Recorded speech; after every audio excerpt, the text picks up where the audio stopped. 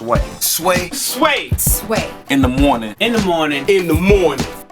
Shay goes by. Wake your punk ass up. That crust out your eyes. Podgy in Texas. Go ahead. What you want to say? Texas. Hey, what's going on? Big up to the whole Sway in the Morning crew. Thank you. Trick, heard a lot about you. I'm from Erie, actually. Much respect, homie.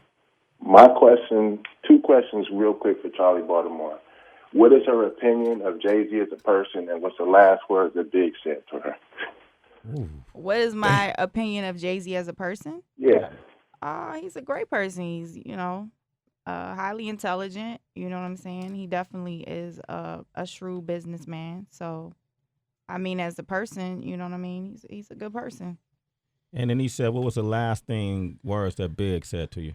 The crazy thing the last thing Big said to me is I left the day before he died. I was actually supposed to be at that event with him. And so basically the last words he said were goodbye. And the kind of eerie part about it is when I left Cali, I had like a little job in the mall. And when I went to work that Monday, because I believe it was a Saturday when that occurred, or I went to work, I had to go to work Sunday. I had to go up to my job for something. I was, pretty distraught. He had sent flowers to my job, and he came. It was really weird. And it was a card attached to the flowers, and I was shaking when I saw them. So I left the flowers, I left the card, and I left. And when I went back to work, someone had stolen the card out of the flowers, and I didn't even get a chance to read it.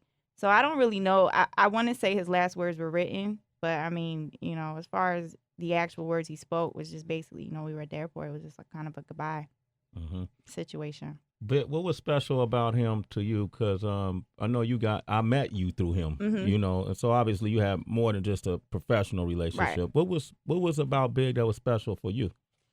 I think the thing I liked about him the most was his spirit. We were friends first before we got involved. So, I mean, he was just a phenomenal person all around. And I'm silly. You know what I'm saying? I love to joke and kid around. And that was, we had a lot of fun together. He was a practical joker. Very intelligent. You know what I'm saying? Definitely not what people would expect. Yeah. Like a serious practical joker. Carry something all the way out. And, I love that about him. He had his little nerd qualities or whatever. We just could sit, watch movies and vibe. So. All of those things really came into play with his real persona, the Christopher Wallace persona. Not so much the his rap. The notorious, the persona. Biggie. Yeah. He definitely wasn't what a person would expect. You know what I'm saying? But cool as fuck. Hey, is that the same? Can the same thing be said to Trick, or Trick is what you expect? No, Trick. I was the same way to everybody. And I was like, when I met our CEO first of our label, and of course Trick's name came up, and he's like, "Oh, Trick, that's my brother." I'm like, Trick. He's like, "Yeah, he gonna come past the studio." I'm like, Trick.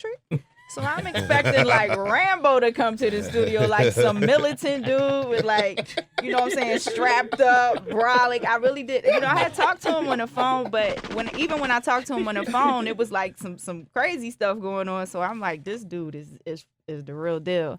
So I didn't know, he was like, because Trick is basically like a musical genius. I know he don't like me to say that, but it's the truth. You know what I'm saying? So I didn't have any idea what to expect. And I remember Peanut coming and saying, Trick is on his way. And I'm sitting there like a little kid in the studio with my hands crossed and my eyes real alert. Like, should I call him Mr. Trick? What should I say? And he just came in on some straight cool shit, like, you know what I'm saying, silly as hell, just cool as one of the coolest dudes you'll ever meet, you know what I'm saying? And his knowledge of music and just even behind the scenes, like he wrote the treatment to our video. He co-directed the video with Sean Babbis. I mean, Trick can engineer. He makes beats. He engineers himself in the studio. Who does that? Wow. Like, he could go in the booth and he's coming out and he doesn't, you know what I'm saying? He doesn't even need an engineer. So, his knowledge of the music and just, like, literally, Trick could watch this whole room. Y'all won't even realize it and leave out, and y'all will be out, and he come back and do all y'all job. Everything. The board, the camera, hey, the Charli, man, the phone. Man, I've been doing my job a long time. Don't just be you better watch him. She's talking about the technical aspect. Okay, all right. The technical aspect of it, nephew. Goddamn, OG. Yeah, man, I'm just saying, Trick. He trying to secure that job. Yeah, the voice got deep on that one, right, though. Like, hey, Charli, I'll tell you now. You got that. Goddamn it, you better.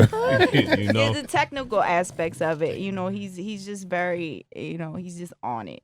Well, this is what I want to do because we got a couple of people coming by. I just wanted to make sure I was able to sit down and talk with you guys, let people know what you got going on. The mixtape is now? The mixtape is the 17th. The 17th? September 17th. And the name of the mixtape? It's Hard to Kill. And you got a video? We do. Yeah, with Clifton Powell. And Trick wrote the treatment and co-directed the video. I actually directed it. The goddamn boy with the camera, all he did was stood there and shoot what the fuck I told him to shoot. Okay, then you're the Yeah, director. Sean Bobbins with your slow ass. I love it. Damn. I directed that motherfucker. He pointed that camera where I told his ass to point it. It's Sway in the morning, only on Shea 45.